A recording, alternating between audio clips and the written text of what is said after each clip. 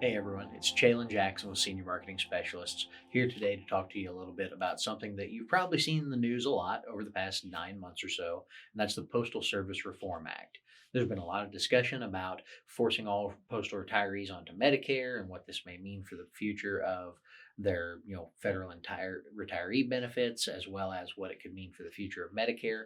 So I wanted to provide some information and opportunities for agents that can go through and walk through what's going to happen over the next couple years with all these postal retirees. The biggest question we keep getting is, can you, as an agent, actually help these retirees with much of anything? I think there's a lot of confusion since traditionally folks who have federal employee health benefits, or FEHB, have been kind of untouchable. And I think there's a pretty common misconception there.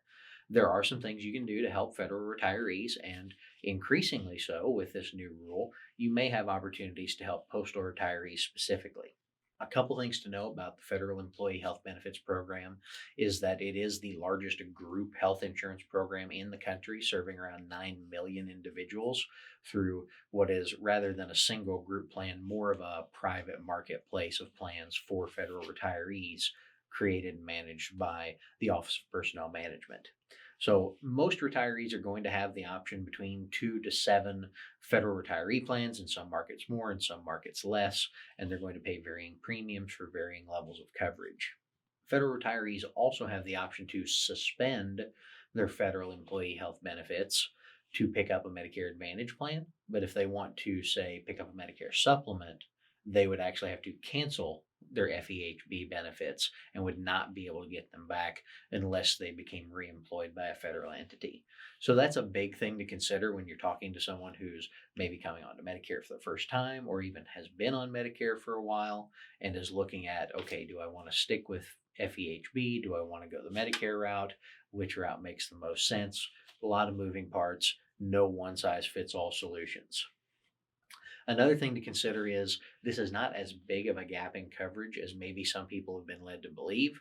Around 75% of federal retirees already have Medicare Parts A and B, so it's really a smaller chunk of the population that is missing out on that. And I think another misconception is that all retirees are going to be forced to take Medicare. And while that will be true for future retirees of the Postal Service, starting January 1st, 2025, they will have to take Medicare Part A and B when they retire or reach age 65. Um, Anyone prior to that has the option to take Medicare. And as we've said, most of them already do.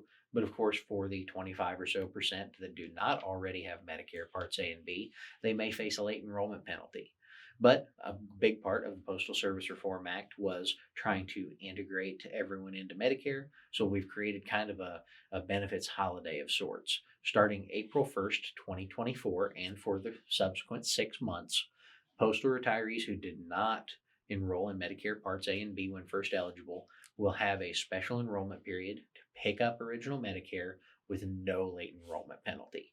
And this is a big deal for folks that could have been facing anywhere from a 10 to 100% penalty, depending on when they retired and whether or not they picked up Medicare at that time. And again, just as a reminder, these people who are part of this late enrollment penalty holiday do not have to pick up Medicare, but it is a great opportunity to get access to additional coverage options that they may not have known about in the past. Another thing I want everyone to consider and be aware of is that part of the Postal Service Reform Act created kind of a subgroup within the federal employee health benefit system for these postal retirees. That was the only way for them to really capture the savings of putting postal retirees on Medicare. The plans will still be administered by Office of Personnel Management, but it'll be kind of its own subset of the Federal Employee Health Benefit Program, and those plans may look drastically different in the coming years as they shift and transition into the making sure those plans work more cohesively with the Medicare coverage that retirees will increasingly have.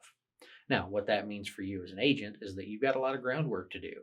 We've got almost a full year before any of these retirees may be enrolling in Medicare for the first time, but we've got a lot of things we can still talk about. We can talk about other coverage options, whether that's ancillary products, whether that's long term care, things like that. There's a lot of opportunities to still help these folks and start the education process. There's a lot of things that they will need to consider, whether they're going with just original Medicare, considering a supplement, considering an advantage plan. There's going to be a lot of changes within that FEHB program over the next few years. And as we saw just this year for 2023 plan year, there were a lot of pretty significant rate increases for many of those plans across the nation. So at the end of the day, what it comes down to is there's a lot of opportunities to work very closely with postal retirees in the coming years to make sure that they're educated and informed about their options and have a broad scope picture of what's available to them in this new marketplace that they may not have had access to in the past or had been concerned about whether or not it would mess up their current benefits. But as you can see, there's a lot of great options. We'll continue to put out more training and resources on this. And of course, if you have any questions at all, reach out to the team here at Senior Marketing Specialists. Thanks.